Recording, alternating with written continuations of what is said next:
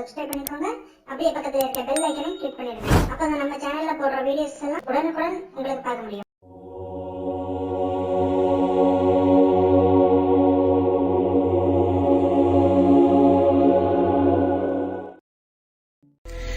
எருசலேமில் கோவில் அர்ப்பண விழா நடந்து கொண்டிருந்தது. அப்போது குளிர்காலம். கோவிலின் சாலமோன் மண்டபத்தில் இயேசு நடந்து கொண்டிருந்தார். யூதர்கள் அவரை சூழ்ந்து கொண்டு, இன்னும் எவ்வளவு காலம் நாங்கள் காத்திருக்க வேண்டும்? நீர் மெசியாவானால் அதை எங்களிடம் வெளிப்படையாக சொல்லிவிடும் என்று கேட்டார்கள்.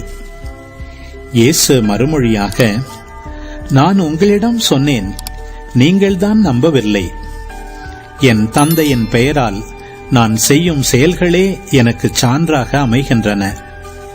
ஆனால் நீங்கள் நம்பாமல் இருக்கிறீர்கள். ஏனெனில் நீங்கள் என் மந்தையைச் சேர்ந்தவர்கள் அல்ல. என் ஆடுகள் எனது குரலுக்கு செவிசாய்க்கின்றன. எனக்கும் அவற்றை தெரியும். அவையும் என்னை பின்தொடர்கின்றன. நான் அவற்றிற்கு நிலை வாழ்வை அளிக்கிறேன்.